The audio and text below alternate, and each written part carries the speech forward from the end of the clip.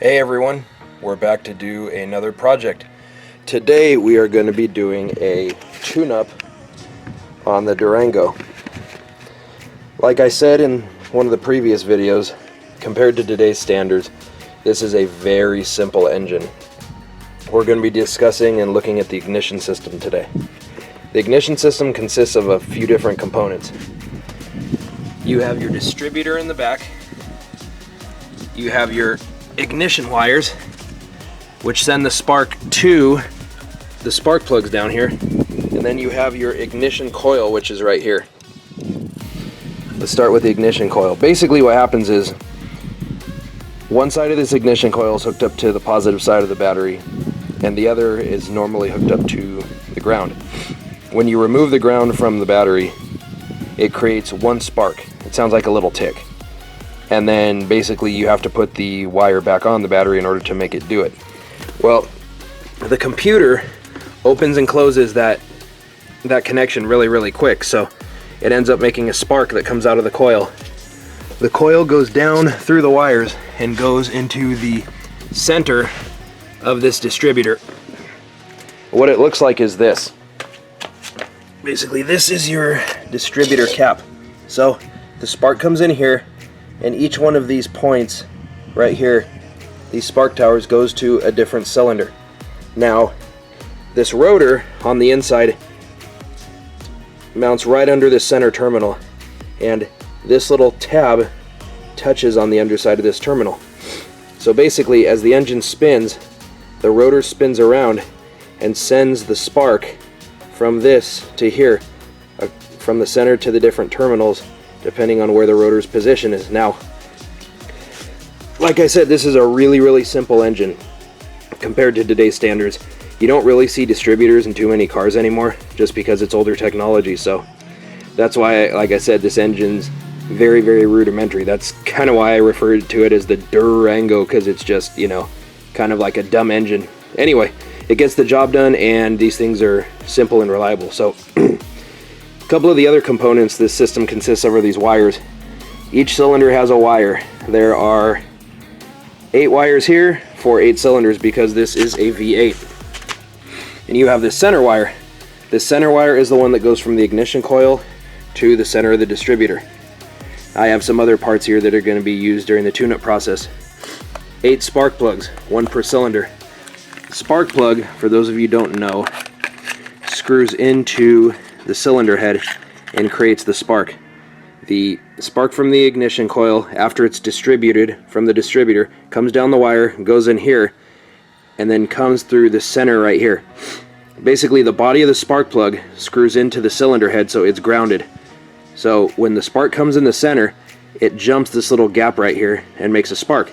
And that's what lights your air-fuel mixture inside the engine and causes basically the explosion that drives the piston down, which makes the engine go and the car move. So when you do a tune-up, you replace these.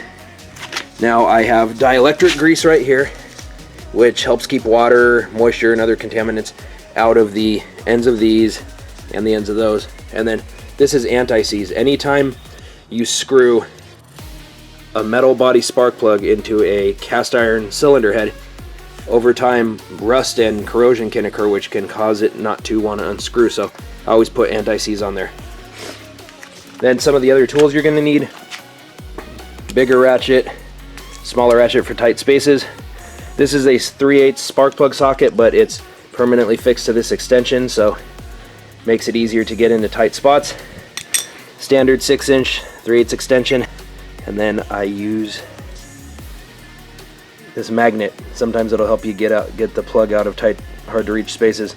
On some of the Fords, the modular series, the spark plug will actually be down inside the cylinder head. Same with the Hondas and Toyotas and a bunch of the other vehicles, where your spark plug can be 6 inches down in the head, so once you unscrew it, you usually can't get it out. So if this doesn't hold it, you can use the magnet, because the spark tower is magnetic. So when you get these spark plugs, they're usually, this little gap right here is adjustable, and depending on your vehicle, you might have to change it. On this one, it says that the gap is 0.040 of an inch. So you can get this little tool right here, which is a ramp style spark plug gapper, and you can see as you turn it, it gets thicker. So what I do is basically you stick it on here, find out where it is. Sorry, let me see.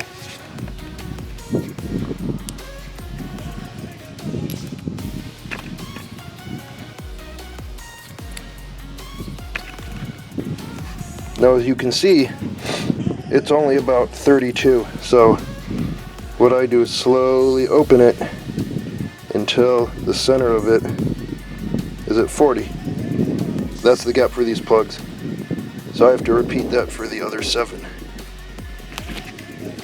Anyway, these little ramp style gappers can be had at AutoZone or any of the other parts stores for, I don't know, usually like 99 cents or something. But so like I said, this is a very rudimentary ignition system, very, very simple. It's old school.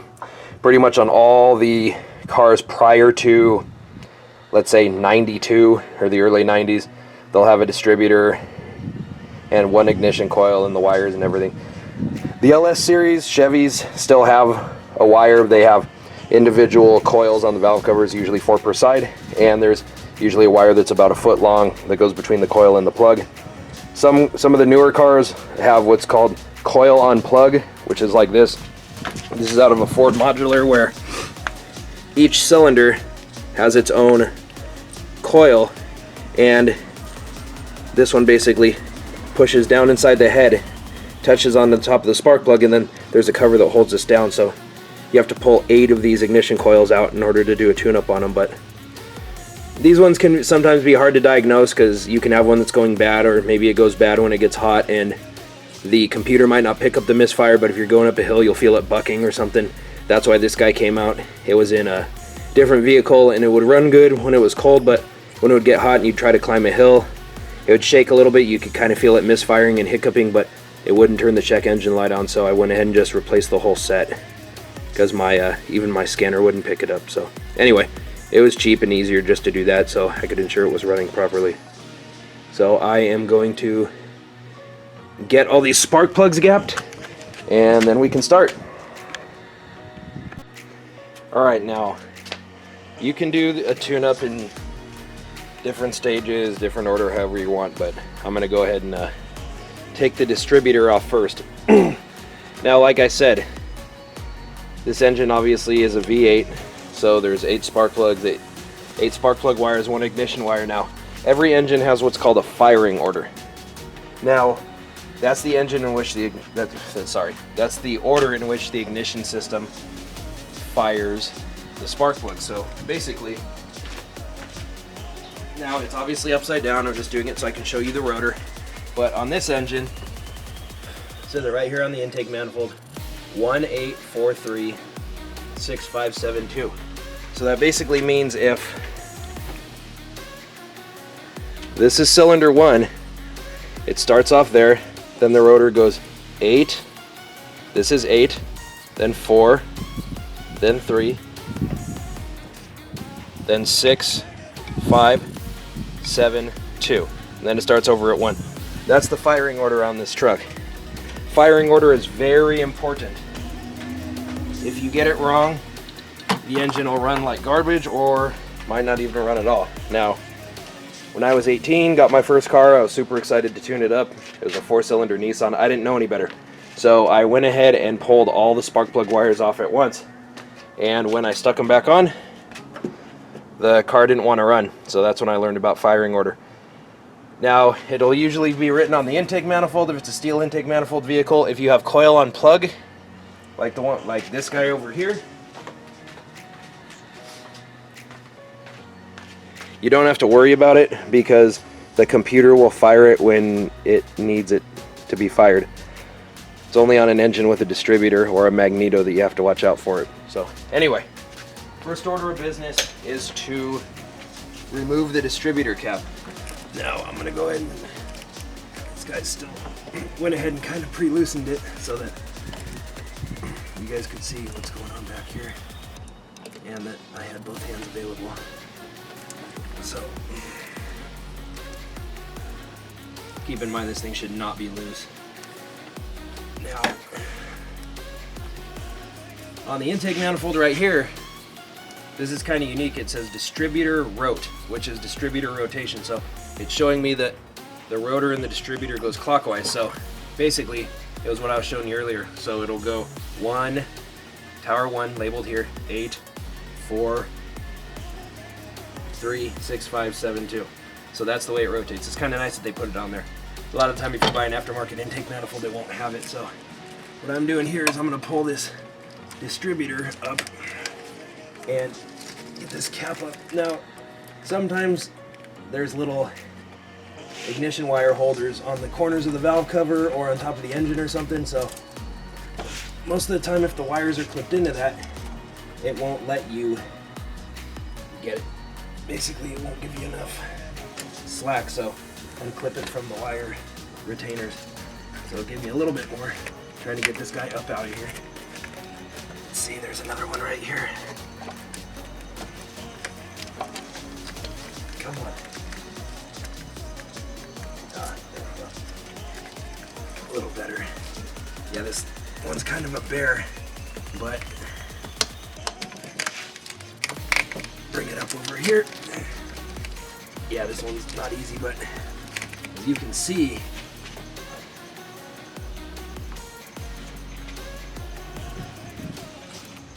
if you looked, I'll show you guys, down inside there, you can see that it's got a bunch of, sorry, jiggly camera, it's got a bunch of corrosion right here, like this. You can see the white.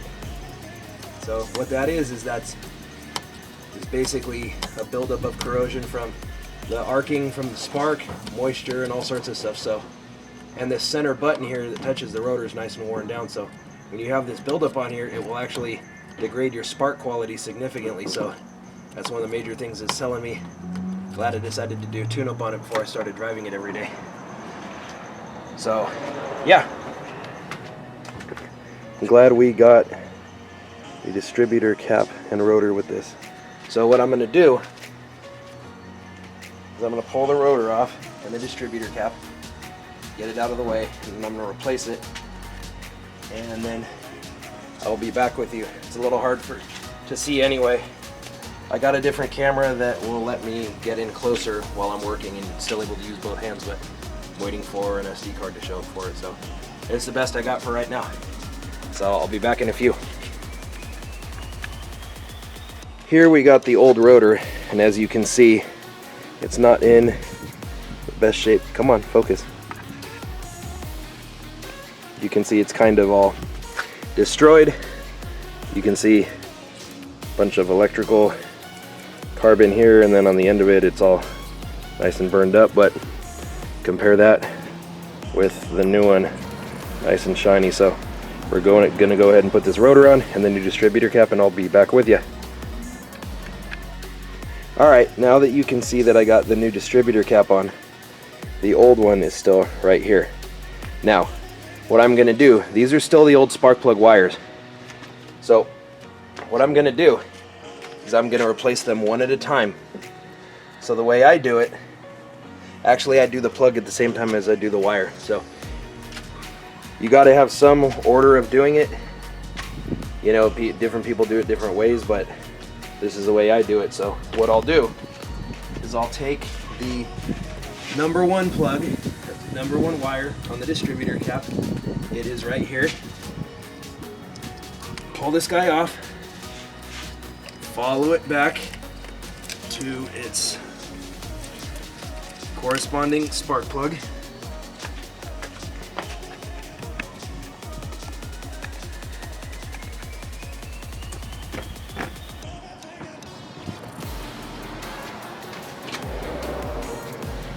Sorry, gotta adjust the camera.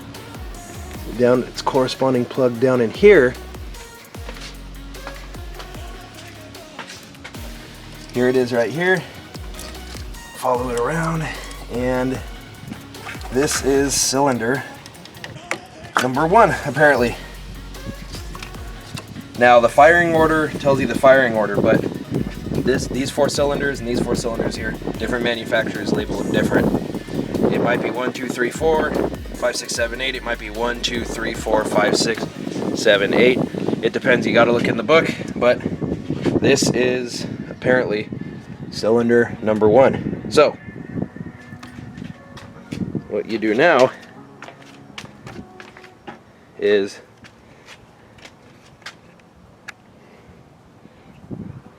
you take the wire, and you're going to have a full set of them. So what I do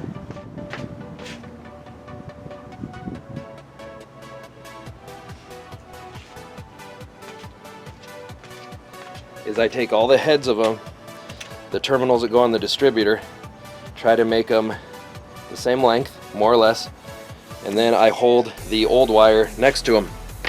So as you can see, they're different lengths. So what I do is basically just pull it down and find the one that is closest to it. So these ones look like they're fairly close.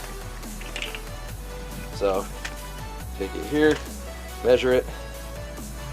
The other set's a little bit longer, but in comparison between the other ones, it should work. So as you can see, almost the same. The only ones that'll be the exact fit are the ones from the manufacturer, but those are usually significantly more expensive. So we're gonna go with this one. So we will take this old one, toss it aside, and then come back over here. So what I'm gonna do now is take my spark plug socket with built-in extension and a ratchet and come down here to cylinder 1. Put this guy on here, break it loose, and be careful of the positive if you're working near the battery. Don't want to find out the hard way. Trust me, it sucks. And unscrew this. Now the rubber fell out of this spark plug socket a long time ago. A lot of the time there's a rubber insert in here that'll keep the spark plug in there, but this one fell out a long time ago. So anyway, hence why I use that magnet. So take the magnet, stick it down in here, and I got the spark plug in. Man, that is nasty. Wow. Like I said, I got this thing a few weeks ago and I didn't know what condition the engine was in.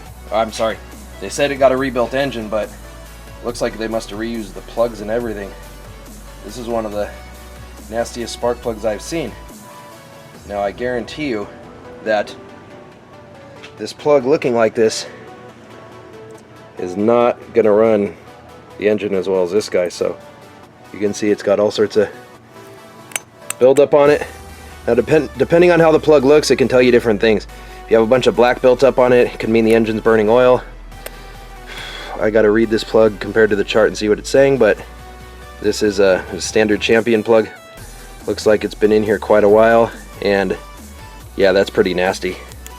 So, I mean, this thing ran okay, but it's gonna be my daily driver to and from work. I drive about 40 miles each way, so I need every little bit of fuel economy I can get. So basically what we'll do, discard this one or set it right here, take some anti-seize,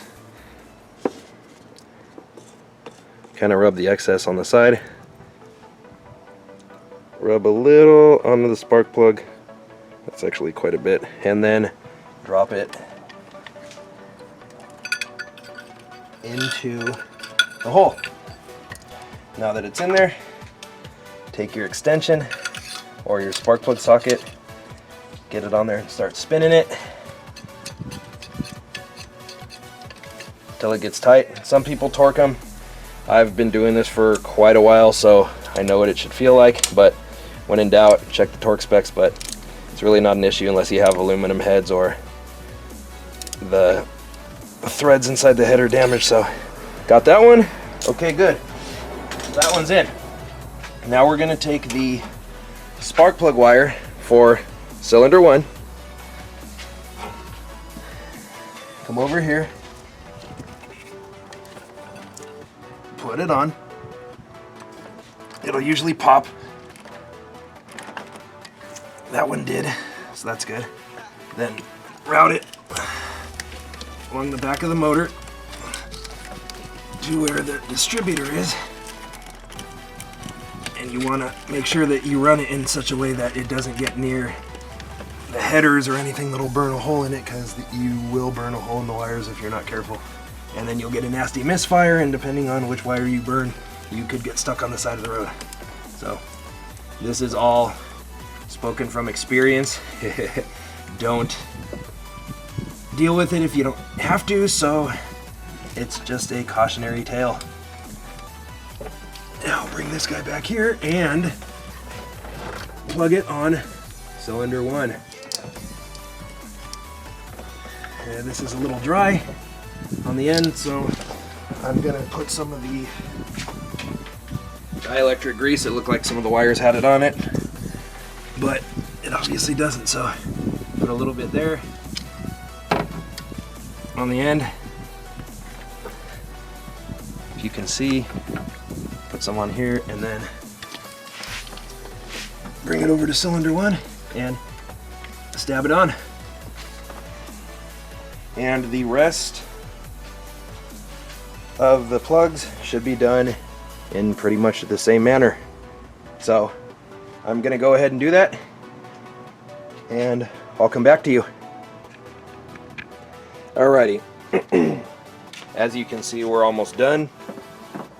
You just have the one point, the ignition tower left right here that goes to the ignition coil. Something I wanted to mention. Now there's many different manufacturers of spark plug wires now. They have different sizes too. Toyotas on certain models will use like a 5mm one, which is a tiny little thing. I've seen all the way up to 10mm. Well, you can see the difference. This is a 7mm, and this is an 8. You can see it's noticeably thicker. So the thicker the wires, they say the thicker ones have, you know, they're insulated better, so the heat doesn't get to them as easy, and you know, the spark should be a little stronger out the end of them. Doesn't really matter. If I can go thicker on them, I will. But yeah, I got these ones. These are called Blue Streak. I mean, never used them before, but they look like a,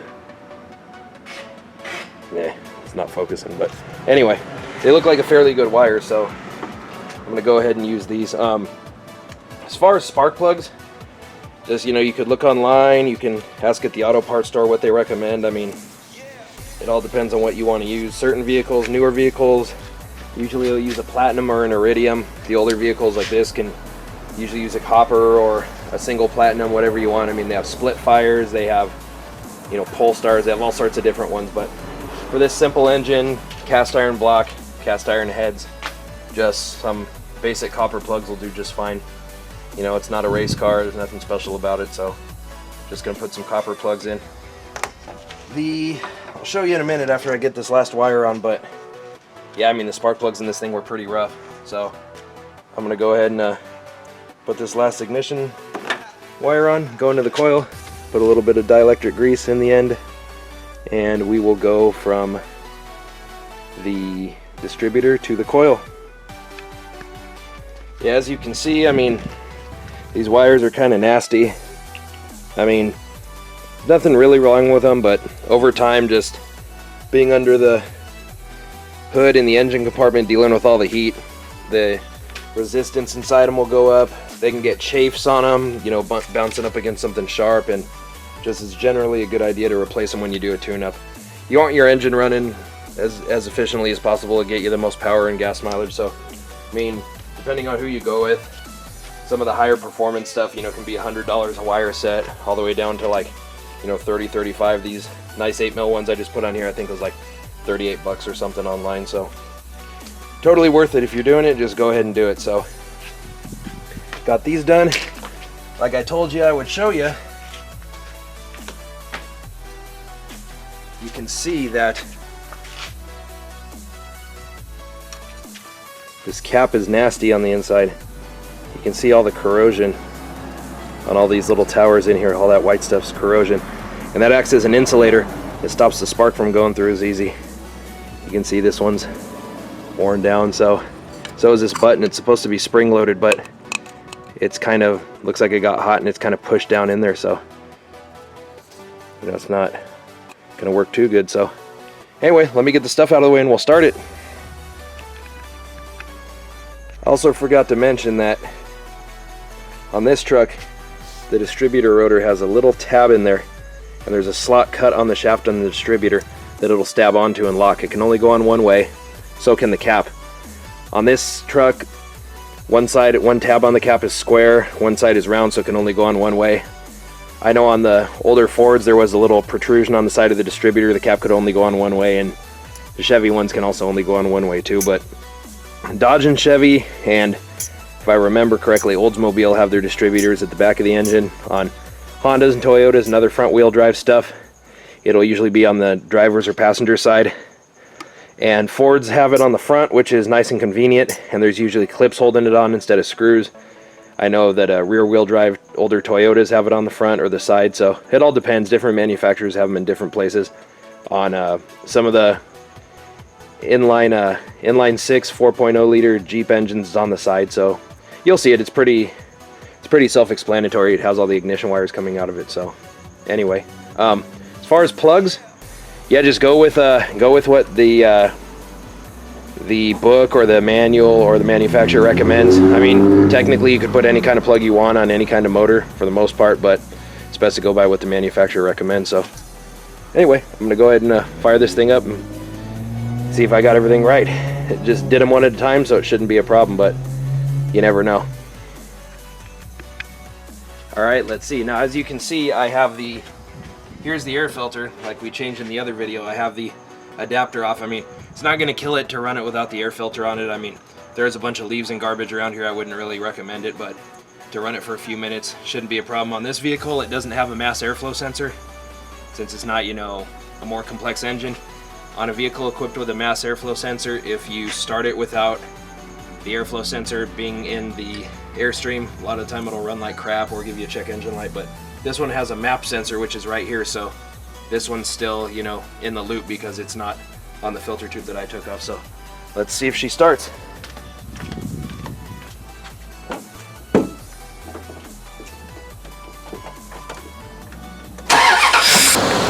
All right, now you can tell it's right because the engine's not really shaking. You can pick something and kind of see, you know, the stud shakes a little bit, but I mean, if it was see that shaking a little bit, but if it was misfiring, it'd be shaking like that, and you can put your hand here and tell everything's good.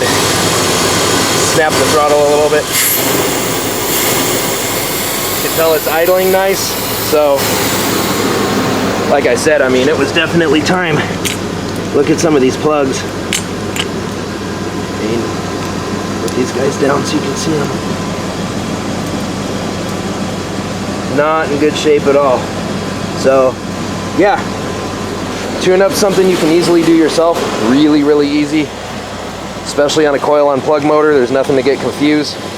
You just pull out the coil plug assembly, get new plugs, gap them, put anti-seize on it, put it back together, a little dielectric grease, and then put the coil on and then go to the next one. But yeah, it's something you can do yourself with parts you can get at the auto parts store, and restore your power, restore your gas mileage, and yeah, I mean, there's a lot of other projects that we're going to do on this thing, so yeah, stay tuned. I'll take you with me. Thanks, guys. Have a good one.